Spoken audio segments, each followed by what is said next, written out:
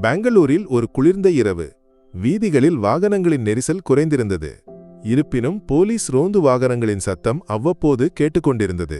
ஒரு பழைய போலீஸ் ஸ்டேஷனுக்கு முன்பு உள்ள நடைபாதையில் ஒரு ஒல்லியான முதியவர் ஒரு போர்வையை போர்த்தி கொண்டு படுத்திருந்தார். அங்கே அவர் அருகில் ஒரு பழைய பை, ஒரு உடைந்த செருப்பு மற்றும் ஒரு பழைய பட்டன் போன் மட்டுமே இருந்தன. அவரது பெயர் சங்கர் கவுடா. வயது ஏறக்குறைய 75. முகத்தில் கோடுகள் நிறைந்திருந்தாலும் கண்களில் ஒரு காலத்தில் ஒரு பெரிய துறையை வழிநடத்திய தீவிரம் இன்னும் பளிச்சிட்டது. ஆனால் அன்று அவர் மௌனமாக இருந்தார். சோர்ந்தவராகவோ நோயாளியாகவோ அல்லது ஏதோ சிந்தனையில் மூழ்கியவராகவோ இருந்தார். சிறிது நேரம் கழித்து ஒரு போலீஸ் ஜீப் அங்கே நின்றது. அதிலிருந்து ஒரு ஹெட் கான்ஸ்டபிள் இறங்கினார். அவர் பெயர் ரமேஷ் ஷெட்டி. அவர் உரத்த குரலில் கூறினார், "ஏய் முதியவரே, எழுந்திரு. இது ஹோட்டல் இல்லை, புரிந்ததா? வேகமாக எங்காவது போய்ப்படு." சங்கர் கவுடா மெதுவாக போர்வையை விலக்கி கண்களை திறந்து எழுந்து உட்கார்ந்தார். அவர் ஒன்றும் பேசவில்லை. அமைதியாக ரமேஷை பார்த்தார். ரமேஷ் கோபமடைந்தார். "என்ன பார்க்கிறாய்? கேட்க முடியவில்லையா? எழுந்து போ, இல்லையெனில் லாக்கப்பில் அடைப்பேன்." சங்கர் கவுடா அமைதியாக கேட்டார். அருகில் நின்றிருந்த 2 கான்ஸ்டபிள்கள் சிரிக்கத் தொடங்கினர். "இது ஏதோ முட்டாள் முதியவர் சார் முன்னால் பெரிய அமைதியாக படுத்திருக்கிறார்." சங்கர் கவுடா எதுவும் பேசவில்லை. அவர் செருப்பை அணிந்து பையை எடுத்து அமைதியாக கூறினார், "உன் வார்த்தையை நான் கேட்கிறேன் மகனே. ஆனால் ஒரு கால் செய்யட்டுமா?" ரமேஷ் கேலி செய்தார். "ஓ, அழை. யாரை அழைக்கப் போகிறாய்? சொர்க்கத்திலிருந்து யாராவது வருவார்களா? 2 நிமிடங்களுக்குள் இங்கிருந்து போய்விடு."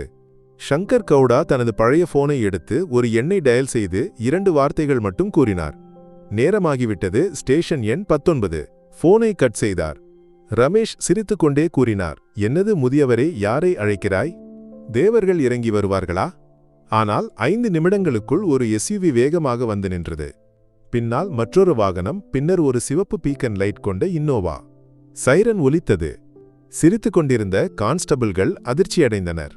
2 நிமிடங்களுக்குள் போலீஸ் ஸ்டேஷனில் உள்ள முழு ஊழியர்களும் வெளியே வந்தனர். SB, DSB, crime branch inspector என அனைவரும் வந்தனர். அனைவரது வாயிலும் ஒரே வார்த்தை, "சார், எங்களுக்கு தவறு நேர்ந்துவிட்டது. உங்களை நாங்கள் அடையாளம் காணவில்லை." ரமேஷ் ஷெட்டியின் கையிலிருந்து லத்தி கீழே விழுந்தது. அவர் நடுங்கிக் கொண்டு சங்கர் கவுடாவின் காலில் விழுந்தார். "சார், தயவு செய்து என்னை மன்னிக்கவும். நீங்கள் அவரென்று எனக்கு தெரியவில்லை." ஸ்டேஷனில் உள்ள அனைவரும் அதிர்ச்சியடைந்தனர். ஒரு ஏழையாக தனிமையில் இருப்பவர் என்று எல்லோரும் நினைத்த அந்த முதியவர் சங்கர் கவுடா முன்னாள் கர்நாடக போலீஸ் DGP ஆவார். ஒரு காலத்தில் குற்றவாளிகள் கூட பயந்த அந்த பெயர்.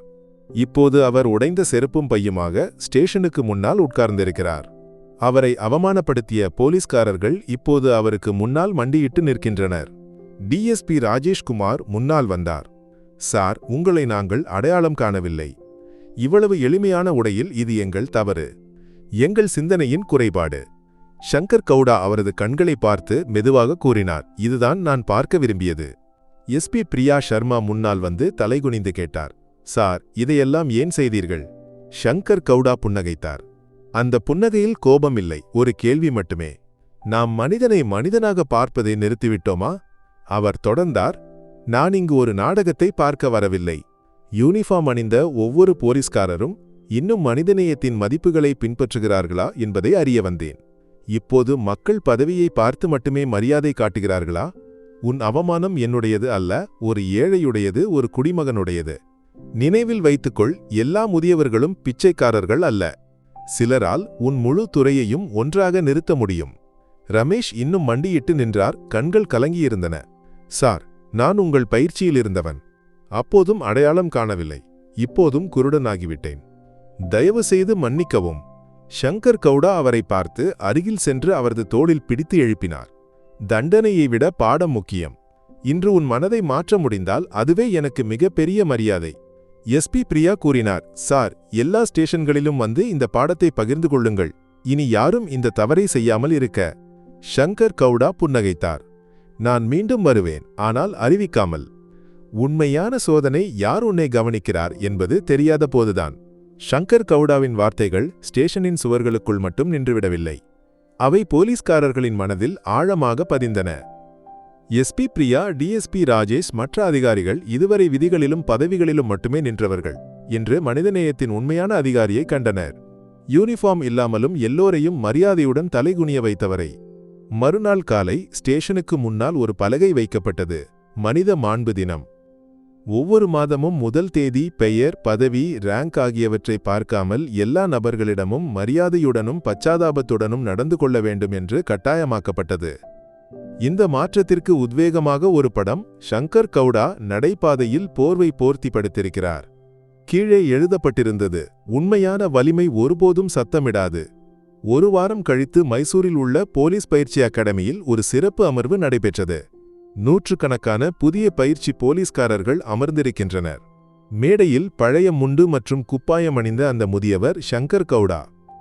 அவர் கூறினார், யூனிஃபார்ம் உனக்கு மரியாதையை பெற்றுத்தரும், ஆனால் மரியாதையை தக்கவைக்க மனிதநேயம் வேண்டும். உன் வணக்கம் உயர்ந்த பதவிகளுக்கு மட்டுமே என்றால் உன் விதி ஒரு யூனிஃபார்ம் அணிந்தவனாக மட்டுமே இருக்கும், ஒருபோதும் ஒரு அதிகாரியாக இருக்காது. அரங்கில் மௌனம். எல்லா கண்களும் சிந்தனையில் மூழ்கின. ஸ்டேஷனின் சுவரில் மற்றொரு பலகை தொங்கியது. கதவை தட்டும் ஒவ்வொரு நபரும் பிச்சைக்காரன் அல்ல, குடிமகன். டிஎஸ்பி ராஜேஷ் இந்த மாற்றத்தை உள்வாங்கியவர். இப்போது ஒவ்வொரு புகாருக்கு முன்பும் ஒரு கேள்வி கேட்கிறார், அவர்களின் குரலை நாம் கேட்டோமா? ஒரு குளிர்ந்த காலையில் இதே போன்ற ஒரு காட்சி. ஒரு மருத்துவமனைக்கு வெளியே ஒரு முதியவர் கிழிந்த உடைகளில் உட்கார்ந்திருக்கிறார். கூட்டம் சிரிக்கிறது. சிலர் மொபைலில் வீடியோ எடுக்கின்றனர். ஒரு பயிற்சி கான்ஸ்டபிள் அருகில் சென்று மௌனமாக குனிந்து கேட்டார், தாத்தா, ஏதாவது வேண்டுமா? உள்ளே போகலாம். கூட்டம் அதிர்ச்சியடைந்தது. முதியவர் அவரது முதுகை தட்டினார். இப்போது நம்பிக்கை உயிரோடு இருக்கிறது மகனே, நம்பிக்கை உயிரோடு இருக்கிறது. செய்தி, யாருடைய உடையையோ நிலையையோ பார்த்து தாழ்த்தி கேவலப்படுத்தாதே. உண்மையான வலிமை மனிதநேயத்தில் உள்ளது. மனிதனை மனிதனாக பார்க்கவும் அதுவே மிகப்பெரிய யூனிஃபார்ம்.